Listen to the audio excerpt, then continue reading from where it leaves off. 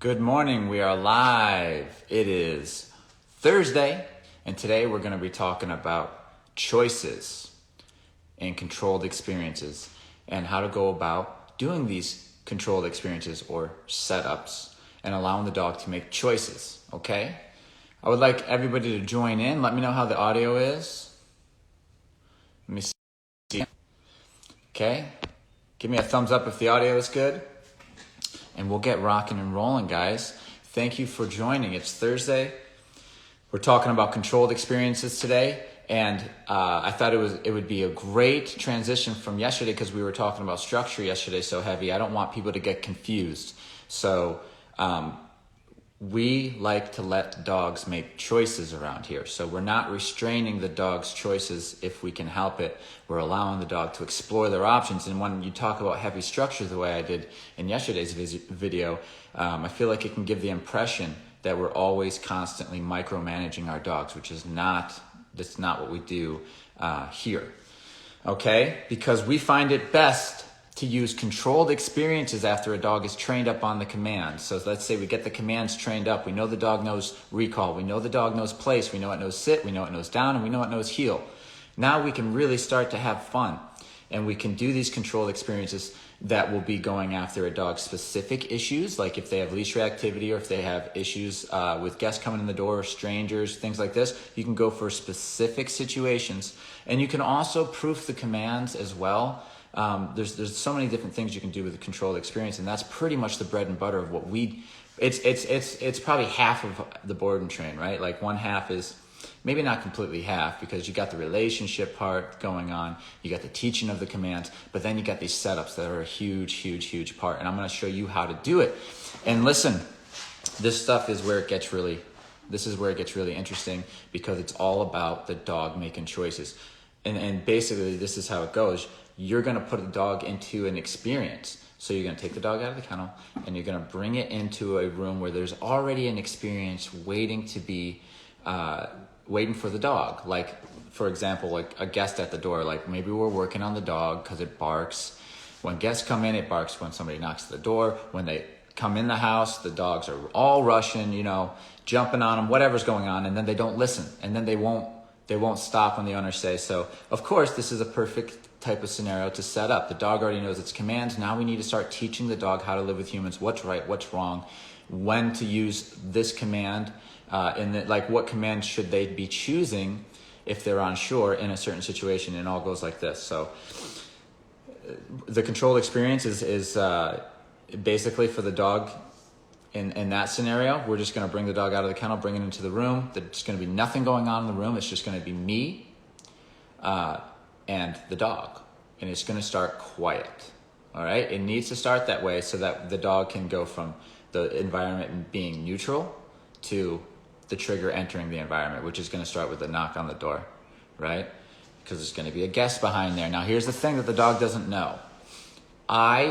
As the trainer or as the educated owner, have already set this whole thing up, and I've already taken the responsibility of thinking out what I would like the desired outcome to be, and also all the bad things that I know this dog normally does. I'm going through it in my mind, or I already have, so I'm ready. He's possibly going to bark. He's possibly going to charge the door. He's possibly going to lose his mind or whatever. And what would I like to see instead? Now, you got to remember, with these controlled experiences, it's not one and done. That's the beauty of this. We're going to also talk about experience stacking, and that's going to be the second part of this, which I think is very important. We can literally give this dog one experience today, and I'm going to show you how to do it, like when you know when to finish, okay? And then end it there, and then pick up on it the next day or in a couple days, and stack these experiences until we change the dog's behavioral response and also their association. And that's how it goes. So we're stacking these experiences. So the first one, Mike, this is what we're looking for. We're looking for the dog to go in to the experience. Yes. And then hear the trigger. Knock, knock, knock. And now I'm watching how the dog responds. That's the whole name of the game. So we have the dog enter the trigger, which is going to be a knock in this case. Now watch the dog's response. Now your job is to deliver the consequences. Okay, to make sure the outcome it turns out so that if the dog's choosing an undesired behavior, it ends up being it doesn't work out for the dog. It ends up being aversive. So the dog wants to avoid that behavior. If the dog chooses a desired behavior or headed in that direction, there's then encouragement. So knock, knock, knock, the dog barks. You're going to deliver your consequence. Now here we're an e-collar program, so if you're doing this at home, you can find your own, you can look up and how to give a dog a consequence. Bonkers are great. You're going to have to learn how to do a physical correction of some sort before you do this kind of stuff. We like e-collars. The dog's already trained up on the e-collar at this point before the controlled experience. It already knows its commands. Everything's good. The dog falls for the bait, barks at the door. There's just an e-collar stim correction. I don't even have to say anything usually, but you can say no and correct. But at this point, the dog's so conditioned to the collar, they understand that just means the behavior they just did was being corrected. Now, you don't have to go super heavy on that. You don't have to blow the dog's head off, right? Or go really high. You can just give something that the dog, that works, that the dog notes, okay, that happens when I bark for the first time. And then after the correction, I usually step in as the ref and say, no, like that was the wrong choice. That was the wrong choice. And then stop the knocking, calm the dog down, okay? Like completely have the people walk away from the door. You're going to reset, okay? We just went after the barking, now we're gonna reset, like pretend it's like a movie set. It's like, cut, that wasn't right.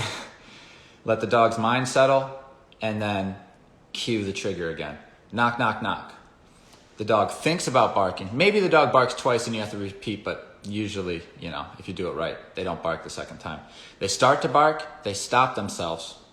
And in that moment that they stop themselves, you're gonna say, good. Because that means you're doing the right thing. You're not barking, which is the right thing. So you just did a rep where the dog is now successful. So in every experience, say you're going after the dog barking at the door, you want to make sure you end with the dog having a rep that they figure out the answer. They're successful. That's going to be what they remember to use the next time because it works for them. Okay, it gets the situation it's the easiest way through the situation. So the dog barks. We've corrected the barking. The second time the dog doesn't bark, we say good boy, right? And the rep. Okay, the person steps away from the door. However long it takes, settle the dog down, whatever, go for a third one. You know what I mean? Make sure the dog learns that it's the barking we're talking about today. We're talking about that barking today. So the dog starts to pick up on that. If I don't bark, there's no correction. And plus, my owner or the trainer is saying, good job for not barking. I get it. They don't want me to bark, and if I do, this is what happens. Cool, you've got that little nugget. This does not mean that this dog's never gonna bark again. That means the dog's starting to understand the do's and don'ts of the situation. That's a nice start for that day. You could literally say that was it for today as far as controlled experiences go, and you can put the dog away. Just make sure that experience, your dog's put away in the kennel during this time or monitored on place, because we don't want it to have experiences that aren't controlled at this point. We don't want them to then later on, they're in the living room and somebody actually comes to the door that we didn't plan and they bark and we're not ready. Not during this period of teaching the dog what to do and what not to do. That's why we use the kennel time. You guys know we've covered that. So I can put the dog in the kennel and I know they're not having any on experiences to get in between my training. So every time I take them out of the kennel, I'm stacking experiences on top of each other. I know exactly what they're experiencing each and every day. They're not having unwanted experiences that are going to hinder my work. Right? So we gave them an experience. That's it. We're done with that. You can now do other things with your dog. Just don't put them in that situation. You don't want it to come up where somebody actually comes to the door. So use the kennel, use the place, use different bedrooms, blah, blah, blah. Next day, you get to do the same thing. Now you're going to notice the dog's going to stop barking, and you're going to have to get to the point where you go to, you're going to have to go after other behaviors, right? So also, the next step would be the people coming in actually into the house, right? And then him learning that stage, or her learning that stage of when people come in, you don't bark and you don't do this and you don't do this, and you don't rush them. Maybe the next thing we go after is them rushing. And so you're really training the dog through the specific situation. And we'll do this more than just with the door, although this is one of the common ones. Many board and trains cover this scenario because this is what dogs struggle with a lot. And they also cover the walk. And what they cover on the walk a lot with these controlled experiences is leash reactivity. because every dog is that we see is leash reactive to one degree or another, it seems. This is the same type of work. Now, if you're trying to work on your dog's leash reactivity and you're using controlled experiences, it's all about choices. Notice I'm letting the dog, this is what it is. You're entering the situation, you're presenting the trigger, okay? And then the dog responds, and you give information about how that response was, right? Like, well, you give feedback. So like if the dog goes to lunge at the, you're in control of the consequences. If you fail at that, then the dog's not going to learn the way you want them to. So if the dog makes a bad choice and you fail to give an aversive, that's not going to decrease the likelihood of him doing that choice next time. Okay, this is science we're playing right now. So you have to understand that if the dog makes a behavioral choice and there's an aversive tied to it, the dog is less likely to make that choice again. That's just how it works. If the dog then the next time doesn't make the choice that it usually makes and makes a different one, and that one's praised, then he's likely to do that more. And this is how we're changing the way the dog responds to these situations and overall feels about the situations and gets over it. Like you can see dogs get over leash reactivity that's terrible by doing this kind of stuff. Dog aggression, insecure dogs who are just nervous of the world. This is the type of work we do. So the control experience would look like this for leash reactivity. You're going to want to get a reliable dog and owner that you can use, whether it's a person that can help you out, that has a dog that can walk by and they can take direction. That's great. That's great. If you can find a dog that's safe behind the fence and you don't think it's going to get out and over the fence, you're not going to cause too much of a scene, you can walk by this particular dog. And here it is. We're entering the environment. When I say entering the environment, it's whatever the dog's senses can reach. So like whatever the dog can see, hear, and smell and touch, that's its environment. So in our living room, it's literally as far as the freaking walls can go other than what's outside and what they can hear. So as soon as we're strolling and we turn into another neighborhood, now we're in a new environment. The dog's looking around. We're going to enter in the dog. The dog's going to do a pass by. So we're going to be walking around the road with our dog and then cue the trigger, which is another dog walking down the street, which hopefully is a friend or family member of ours walking a dog. Heck, you can even get these dogs to be barking on cue to really look like other reactive dogs. We do that kind of stuff. So here's the trigger, here's the dogs walking by. Now let's watch the dog's behavioral choices. Now again, before we entered the situation, we didn't just enter it being like, I don't know what I'm doing, I'm just entering it. We said, what is the possible outcomes? What is the likelihood, what are the undesired behaviors that this dog's going to be doing? Well, he's probably going to be lunging, he's probably going to be barking, he's probably going to be whining, right? All these things, one or all these things. What would I like him to do? I'd like him just to walk by without any nonsense. Okay, so now I have an idea of what I'd like it to look like and what I know it already looks like.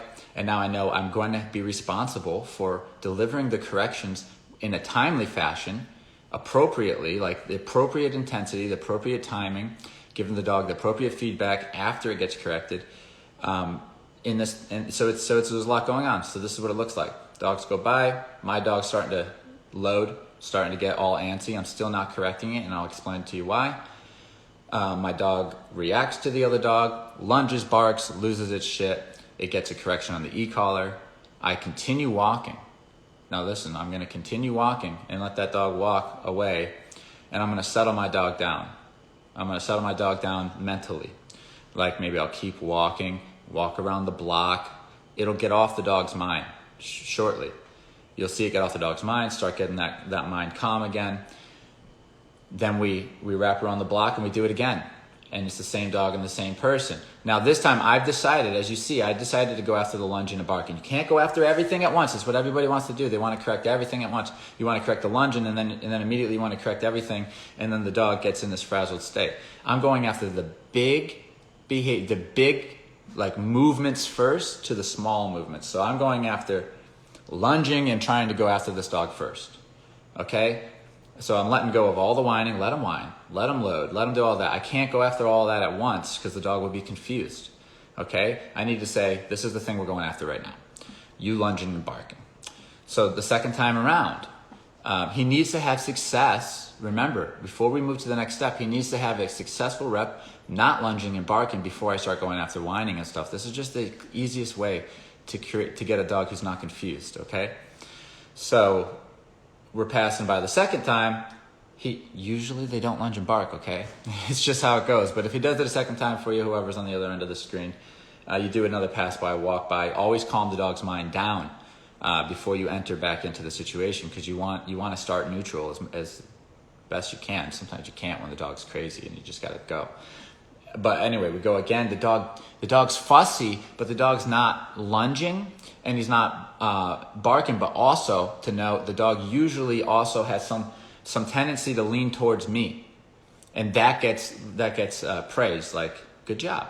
Like, not bad at all. Like, you seen that other dog, you actually headed in my direction. Even though you're looking at that dog, you're concerned about it. You chose not to do the behavior that got corrected. So good boy.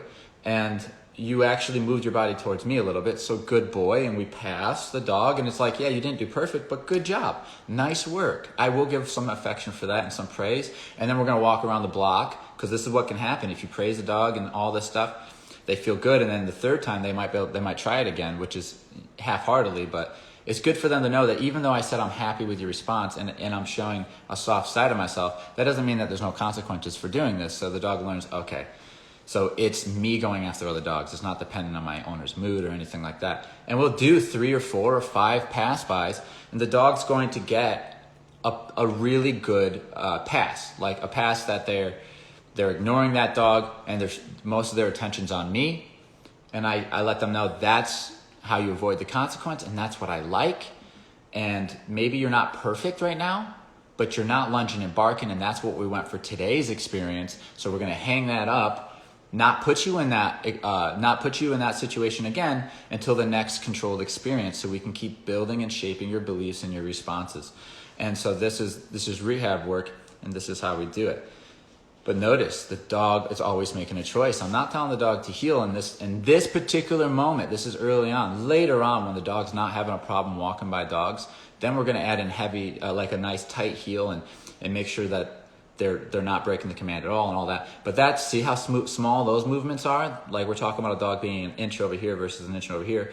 We can't go after that first. I have to go after the big movements, all right? Stop the dog from completely lunging first, then stop it from all this other stuff, and slowly tighten things up, okay? So that's called experience stacking. That's what I call it, at least.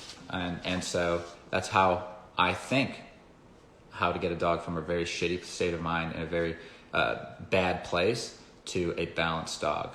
We stack these experiences, okay? Any questions on that kind of stuff? We like to let the dogs make choices around here. Even if a dog is, let's say, trained up, been through it all, it's doing great, but it's kind of, we notice the dogs may be a little fussy on the place bed in a particular situation. Like, owners might run into this, like, wow, they're awfully fussy right now. If a correction leads to like some mild success within the dog's back at wanting to get off the bed, honestly, here at the Board and Train, what we do is we see the dog, we see the situation, and we think of it behaviorally. We say, the dog really wants to get off the bed right now in this situation. Like, even though we told him to be on the bed, it's like really wanting to get off the bed for whatever reason. And so what I would do is I wouldn't keep correcting it at that point, because I want to go after the big movements, the big bad things. Maybe the dog's whining, yes. Maybe the dog's standing up and not staying in its down, yes. But first, I'm going to let the dog step off the bed. So I actually entice the dog to step off the bed, not myself. I'm not going to say step off the bed, right? I'm just going to say, I noticed that this dog's really wanting to go check out this environment. I'm going to just loosely pay attention so the dog doesn't think I'm paying attention, maybe even leave the room. Let the dog step off the bed. Correct the dog for stepping off the bed on the e-collar, so therefore I'm not involved in this as far as the dog's concerned, in this correction. That's just what happens when you step off the bed. That's the beauty of the e-collar. Then all of a sudden the dog gets back on the bed, and all the other stuff starts to fade away, because that was just a symptom of the dog wanting to get off the bed. Now the dog no longer wants to get off the bed, because he's like, all right, that's right, I forgot. This is the rules of the place bed. And the dog settles. That's my go-to. And then after I've done that, if the dog's a little fussy, then I'll correct the little fussiness, like whining and stuff like this. But I want to get off that layer of stress of the dog worrying about getting off the bed. So I just kind of allow them to explore the boundary, get the correction, get it off their mind, watch that layer of stress come off, and then hold them accountable for the small stuff. And that's your best bet, even at home. But again, that's a controlled experience that I wasn't planning, right? I'm just up here with the dogs. It wasn't planned, but then I'm like, I need to apply it. I need to allow the dog to make a choice. I can't just tell this dog to stay on the bed. I could, but it's going to work a lot better if I let this dog step off the bed, correct it for stepping off the bed. So now it in its own mind, it thinks it made up its own choice. And that's just like a 2-year-old. It's like if they think they came up with the conclusion, then all of a sudden they use it.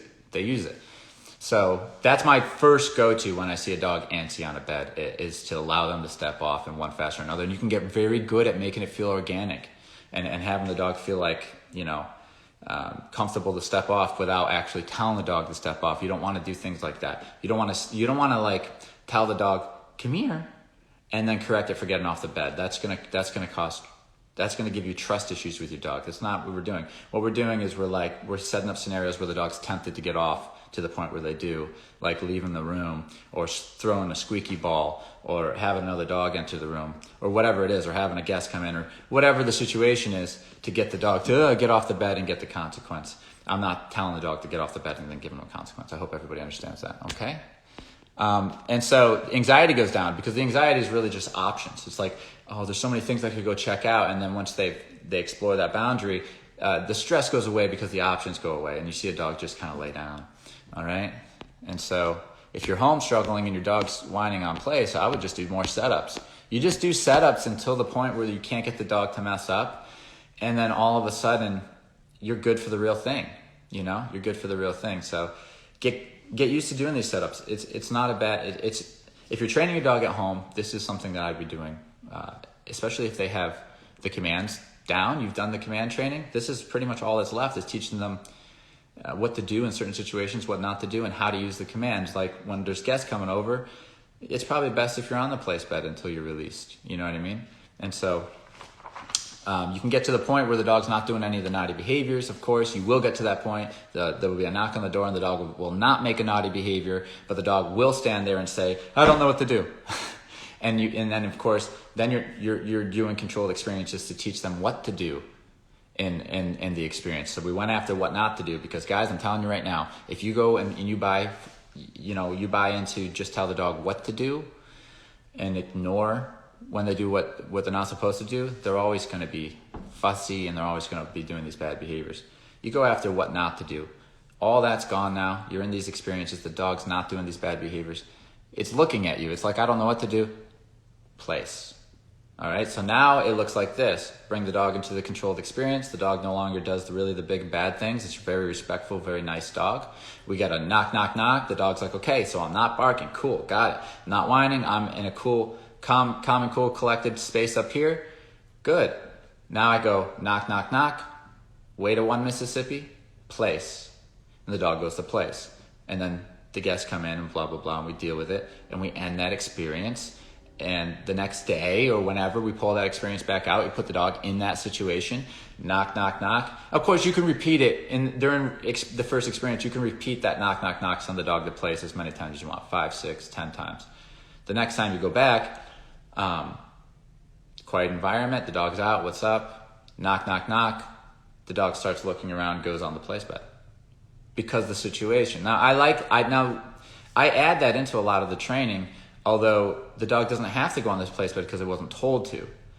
If it was told to, it'd have to go on. But you're letting the dog know, in this situation, if you go over there and stay out of it, you are always safe. There's never going to be any fuss. You're not going to get in trouble. You're not going to knock somebody over. When you're over there in this situation, you're going to notice it's all good. So the dog walks over there, gets on the place bed. I'm going to make sure I praise that dog pretty heavily. But we do calm affection. So again, praise can get your dog to go, woo, amped up. Around here, we do state of mind training. So I can be in these experiences and give a dog praise and affection in a calm manner where the dog enjoys getting it, but they remain calm. Okay. And you can also use food or whatever you want. But the dog learns knock, knock, knock in this situation. If I go to the bed, my owner's happy and everything seems pretty good. That's a pretty good option for the dog. Okay. So these controlled experiences are great. I mean, we use them every day, and I'm about to do more today. Eventually we get out to organic stuff where it's like, this is too easy. And it does get that way. You will get to that point where you're going to be like, I just can't challenge my dog anymore. Like this is too easy for them. We need to just, now it's time. Now it's time to just stop doing that and just start going and putting them in experiences of low difficulty to heavy difficulty and see what they struggle with and see what they don't. And you can start doing organic stuff, having the dog hang out in the living room, and then all of a sudden a FedEx guy comes that neither of you guys expected. You have to do the organic stuff too. Just hanging out with your dog, allowing the dog to make choices, saying, don't do that, don't do that, don't do that. And then also when it's time to do that, do that, do that. This can be a little risky because you're just letting your dog make choices, but that's how we like to do around here. So don't forget about this part of the training, okay? I love the structure use and all that, but these controlled experiences and then going into some organic time where the dog's not in command, the dog's just living with you. This is so important when the dog gets to a certain level to then not use the structure and to let the dog just start to make choices to see what they're capable of, and maybe we can shape them to learn how to behave on their own and take direction in the moment and not always have to rely on the structure like this, and grow our dog kind of off the training wheels, teach them good judgment. And now all of a sudden we got an adult dog that we don't really got to micromanage. That's how my dog Riggins is, you know. I don't really tell him what to do in every situation anymore. I mean, last time I gave him a command probably was last night. I probably told him to go to place actually while I was like, the baby was out and we were out and we were cleaning up dinner. I point to the place, but he gets on place. But it's like, that's the extent of what he was told to do yesterday. You know, other than like when I say come to me, you have to come. Like any of the commands like that, you have to do that. But I'm not keeping him in heavy structure anymore because he's learned how to live with me. He's learned the do's and don'ts throughout the beats of his day.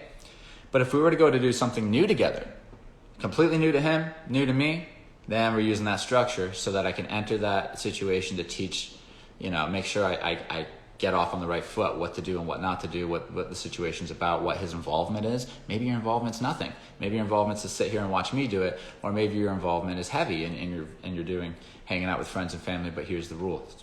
Okay? Whatever it is, I have to treat it as training, or, you know, that's how it is. Until it becomes a familiar situation and I feel like the dog understands what they're doing and everything's good, then I can ease up a little bit. But that's how it goes, okay? Thank you for tuning in today, guys. It's Thursday, almost Friday, 8 a.m. Monday through Friday. I do this little show here. And if you guys have any ideas or topics that you want to cover in the future, leave them in the comments and we'll try to make sure we get to them. I thought today was a good one, going on choices, because we talked about structure yesterday, and structure gets everybody thinking like I need to like tell my dog what to do at all times, because we do say that, you know, that's part of the process. That's part of the process. But another part of the process is these controlled experiences, and then eventually the dog evolves into a dog who has good judgment. You're just going to notice you don't have to have the training wheels on all the time. You don't have to tell the dog what to do all the time. You let it make a choice. If it's a wrong choice, you can correct and direct. But oftentimes I don't tell these dogs always to go to a command. And, you know, it's just like, learn to think better.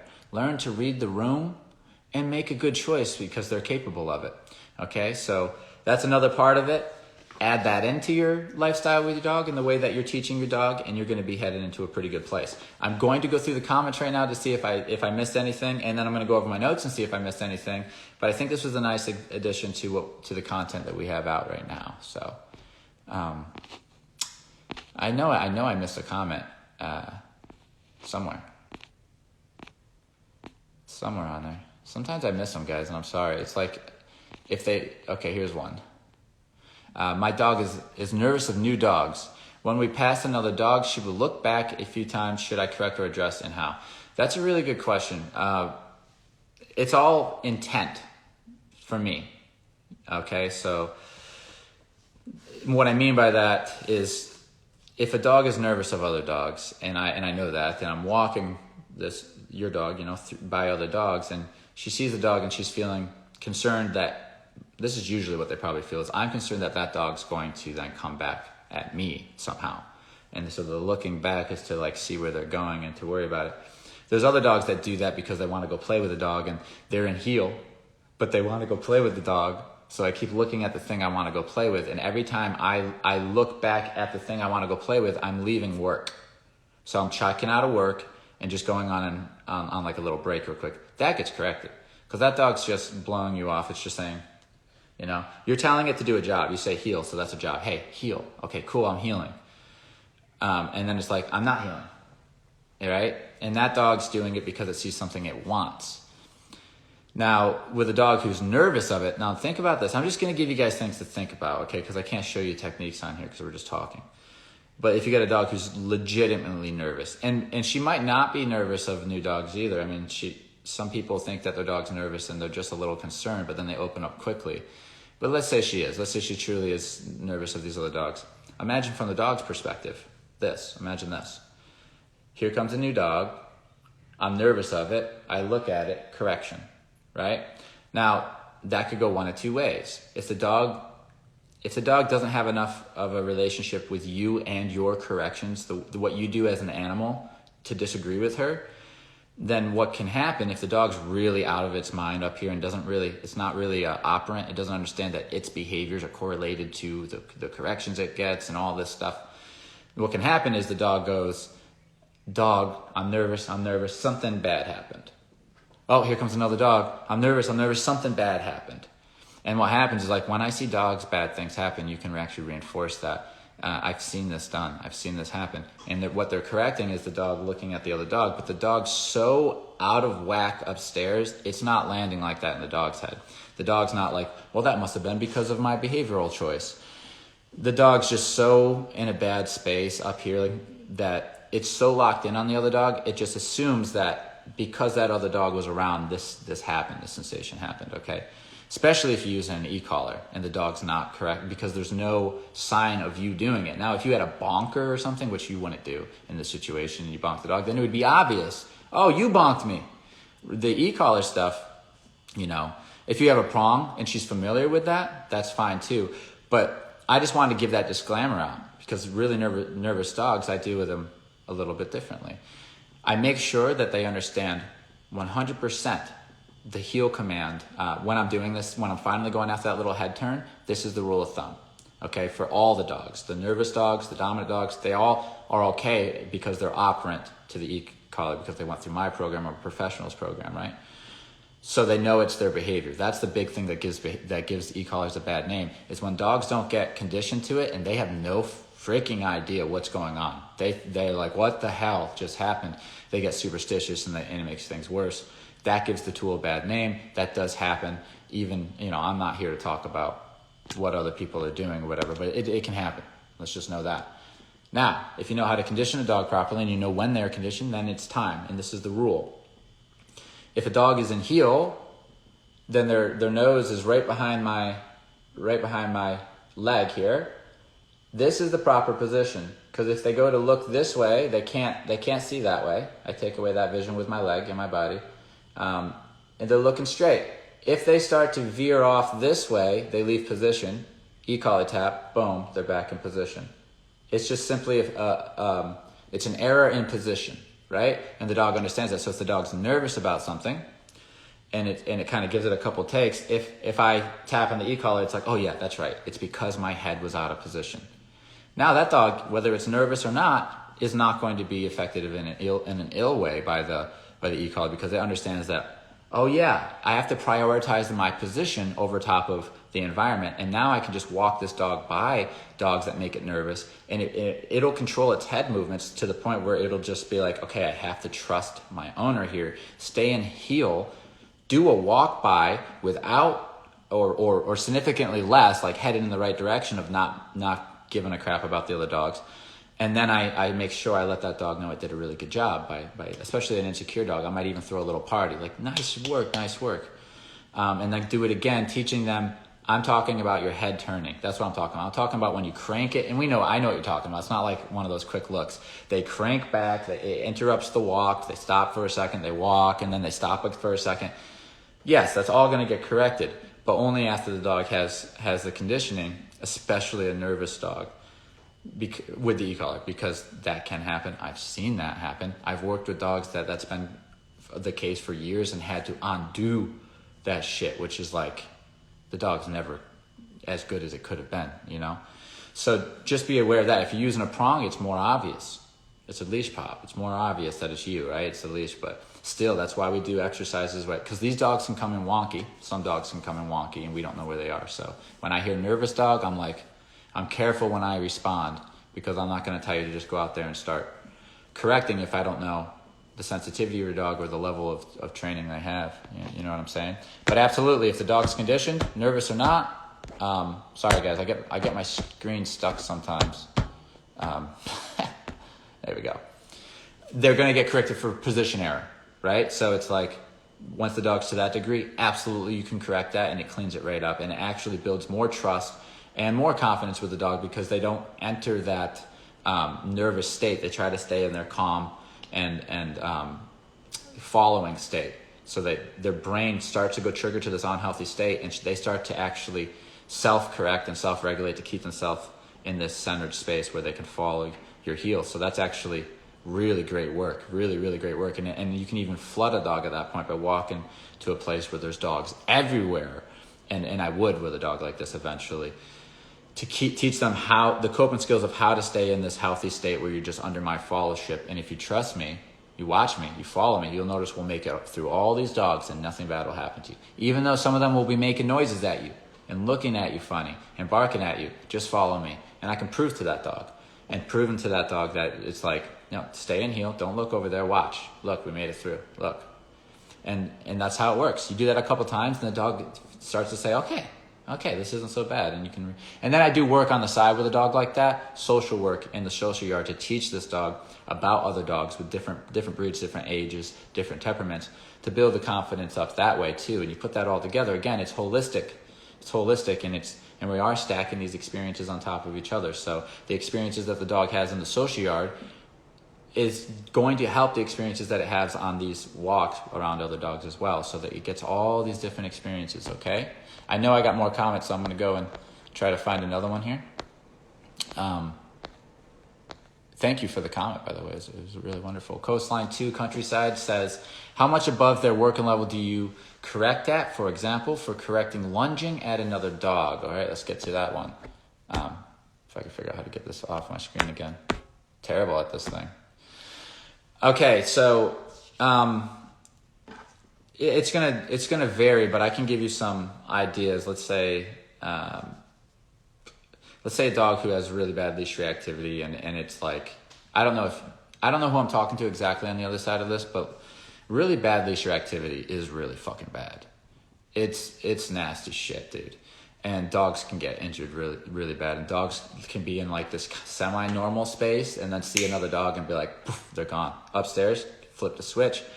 Full force running and charging at these dogs with intention to do not good things. That's how bad it can get.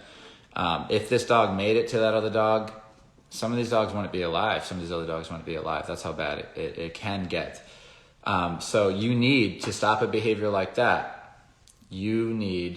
This is e-collar aside, like this is just science, right? There needs to be an aversive tied to that choice that is so heavy that the dog second guesses it immediately. Second guesses the behavioral choice. That might have been successful for years. Successful to the dog, meaning it ran the other dog off and feels powerful. Even though it didn't really run the other dog off, the dog was walking away anyway because we're just walking.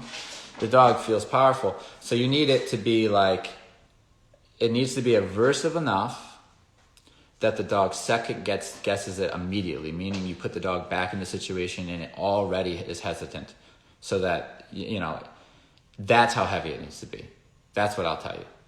Because that'll change with every dog. It really does. Some dogs you might use a 50, and some dogs you might use 100, right? Think about the size of the dog. You see why I have to answer these questions like this, guys?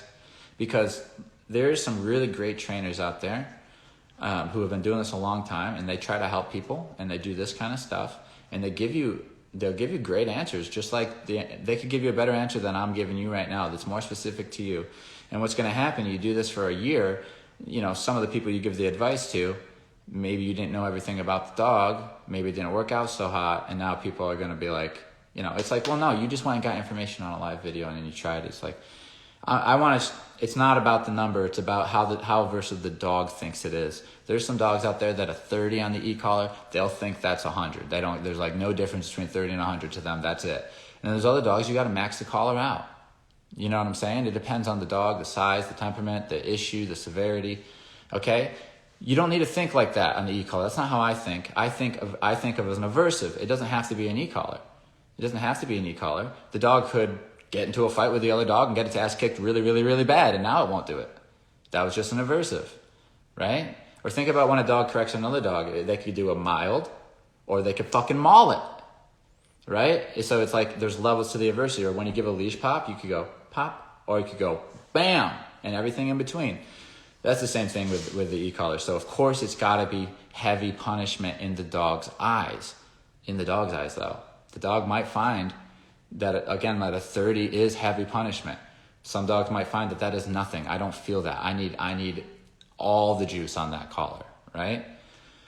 So, but the idea is that the dog goes into the lunge sequence, and as soon as they're in the lunge sequence, anytime they're in the after that, you can correct, you know. But however, you know, you don't want to let them get too close to the dog. Listen, this is professional stuff. The disclaimer should be, don't try this at home, right? Although people are going to try it at home, and trainers obviously already do that, and they watch this stuff.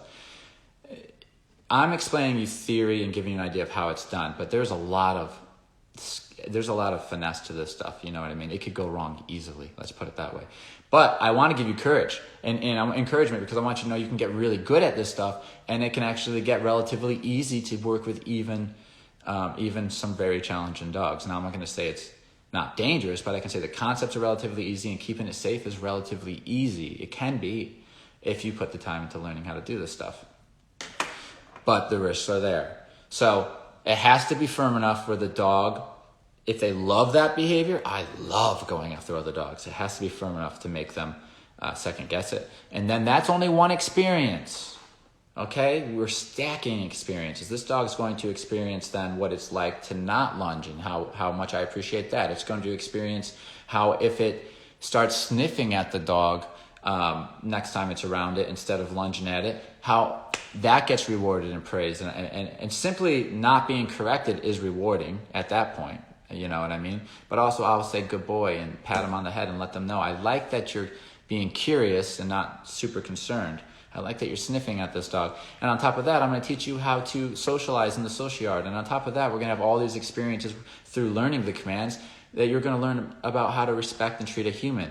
And all this stuff's happening. It's not just like I'm getting a dog who's leash reactive.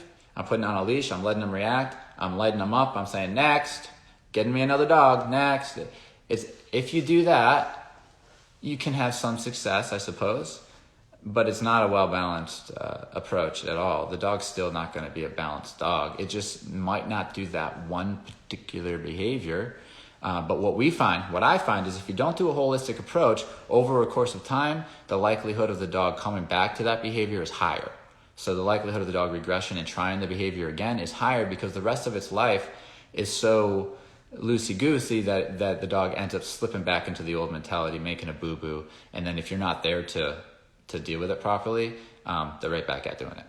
Right? So the holistic approach of, yes, shutting that shit down, those behaviors down because they're dangerous, and tying them to an aversive to the point where the dog wants to avoid it. Then teaching the dog what to do instead, that's great. But then also teaching the dog social behavior and what is an appropriate way to go up on a dog and interact with a dog and this kind of stuff. And so, yeah, the holistic approach is the way to go, but of course it's the most expensive approach. You can hire somebody to come to your house and shut down the lunging and barking and stuff, though, and and it won't hurt. Happy Friday Eve. I love it. Canine Hope. I'm waiting for Friday. Thank you. Your videos are so helpful. Thank you for joining. I really appreciate you guys being here. That's exactly it. This is from, I don't know how to pronounce that, Grayuda. I tried. And okay. That's exactly it. She's making sure they aren't coming back towards us not to play. Gotcha. And you know what? I would just encourage her. Like, what you can do is you could tell her, hey, come on, let's go, with little tiny corrections, little tiny ones. And then once she gets familiar with that, you can give a little firmer of a pop later on down the road when she understands that's you. And then you can start holding her accountable for not looking back, and things will only get better. But yeah, I just wanted to give you that long-winded one because I'm looking out for people and the dogs, and I know that things can be overtaken. Like I'll tell someone how to do resource garden on here, and all of a sudden people want to do it with their dogs, and that's not what my intention is. I just want to teach you how and why this stuff works. You know what I mean?